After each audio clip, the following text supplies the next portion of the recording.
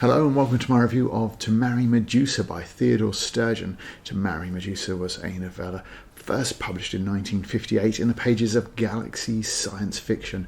The editors of the magazine likely pared down Sturgeon's longer manuscript, which appeared in print in the same year under a different title. The story begins with Gerlich, the local drunk, being kicked out of a bar and swearing revenge. The second scene follows a guy called Paul, who seems to be stalking a girl from his workplace before sexually assaulting her. Gerlich too has a sexual fantasy in the form of a recurring dream in which he spies on a girl swimming naked in a lake. Of course, given that his lifestyle involves begging for scraps and sleeping in a junkyard, it seems unlikely that his dream will ever come true, certainly not without celestial intervention. Which is convenient because Gerlich's dinner, scavenged from a dustbin, contains the spores of a great cosmic entity called the Medusa. This hive mind spreads across galaxies, absorbing the life forms it finds in them into its wider collective. But humanity proves stubbornly fragmented. Even though it believes it detects in our DNA a remnant of a historic hive mind, it commands and cajoles Gerlich into action, assailing him on one hand and offering him the promise of his dream coming true on the other.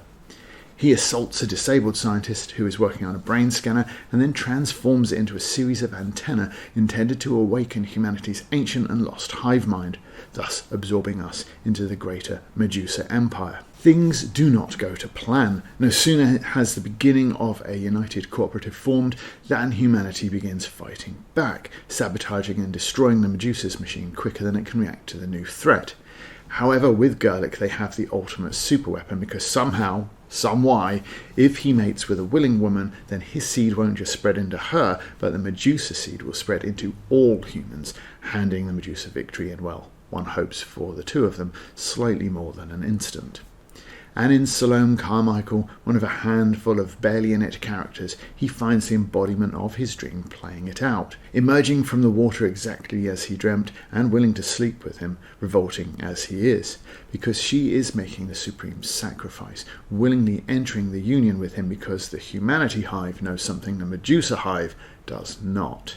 When the great human collective joins Medusa as one, the human part is the stronger, absorbing rather than being absorbed by, and onward upward into the stars as the dominant force we will go, happy as one. Except Gerlich, who is only happy when he's miserable, and he is rewarded with being an outcast, the one human so treated, in order that he can blame everyone else for his misery. It's happy, cheerful stuff, as happy and cheery as Henry's school day. He sat through school day after day, weeping. He did not cry piteously or with bellows of rage and outrage, but almost silently with a series of widely spaced, soft, difficult sniffs. Henry's school day is so awful that I thought he must be the teacher, but he's just 5 years old, and after he suffers through his day, he returns home to suffer through an abusive father. Anyone hoping for a happy ending for Henry after all of this is going to be disappointed, because he is sacrificed by the nascent human collective to destroy one of the Medusa's antennae. And it certainly makes for an interesting story. It might be because I've read too much Robert Heinlein, is that possible? But as soon as I hear the word hive mind, my unhived brain says this must be an analogy for communism. And if that is the case, the immediate and vast upgrade in human functioning and rapid overpowering of the alternatives would seem to be a positive portrayal, as would Gerlich if you take him as the representation of the opposition. He is a sad, bitter man who would bring nothing but an enormous anchor to any community he joined. And even when presented with the final utopia, he rejects it in favour of bitter isolation and poverty.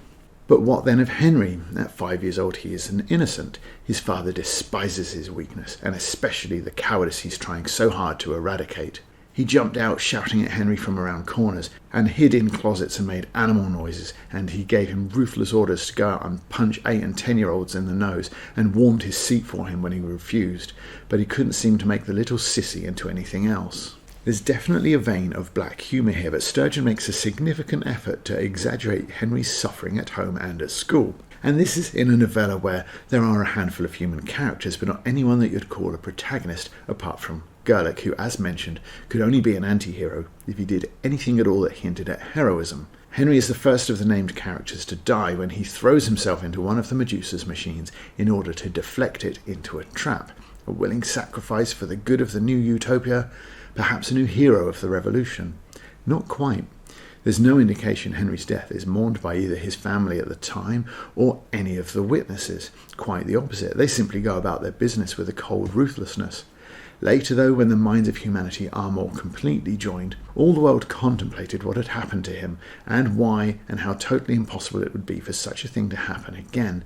Sacrifice there must be from time to time, even now, but never again a useless one. Everyone now knew, as if in perfect memory, how fiercely Henry had wanted to live in that flash of agony that eclipsed him. It's a strange about turn because Henry's sacrifice then appears to have been forced upon him, but it is still completely utilitarian. Every action is described by Sturgeon in that passage as being utterly expedient and necessary, yet now it is described as a useless one. And one also might consider that far from being a liberating force, it now seems to have taken on enough weight to be a debilitating factor. It seems as if there's some muddled thinking, even in the hive mind. What would they do instead then, if a sacrifice such as that became necessary? The new humanity, the Starman, is described in terms that could only be seen as utopian, the immeasurable, the limitless, maker of music beyond music, poetry beyond words, and full of wonder and worship, while Gerlich, the outlier, is denied entry because if you take away his hunger, his deprivation of body and soul, and discomfort and humiliation, then you take away the core of his being, his sole claim to superiority. So Sturgeon is clearly taking a side. Don't be like Gerlich, the loser, wallowing in false superiority, homeless and destitute and outcast. Be like the Starman. It'll only cost you your children. For a while. In truth, it's likely that it's neither a positive or negative analogy of communism and more an exploration of solutions to loneliness and isolation, a theme Sturgeon has explored in a number of stories. And the majority of the characters he introduces are initially defined by a hang-up or neurosis, but they all find a purpose, and most find belonging when the human minds are joined. Overall, I didn't actually like To Marry Medusa that much. Certainly Sturgeon has an enjoyable turn of phrase, but the story lacks something intangible, perhaps someone just a bit more likeable, perhaps the dark humour being a bit more prevalent, though I suspect we simply don't share a matching sense of humour anyway. To Marry Medusa is a story about an alien invasion that begins after a man eats a dumpster sandwich, which sounds like it ought to be hilarious, but there's a dated undercurrent, or perhaps publisher's pressure or even interference, that underplays the severity of its first chapter: sexual assault, alcoholism, and homelessness. Despite all of that, I don't want to stop thinking about it or talking about it, but I will because videos have to end somewhere. Thanks for watching, buy my books on Amazon, and here's a trailer.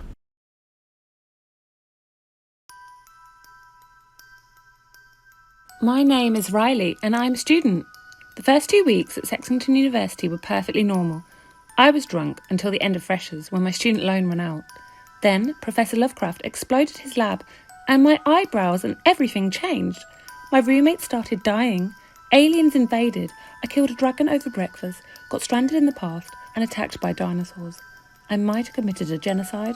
I might have robbed an empire. I may even have saved the world. I really hope next week is quieter. I have an assignment due.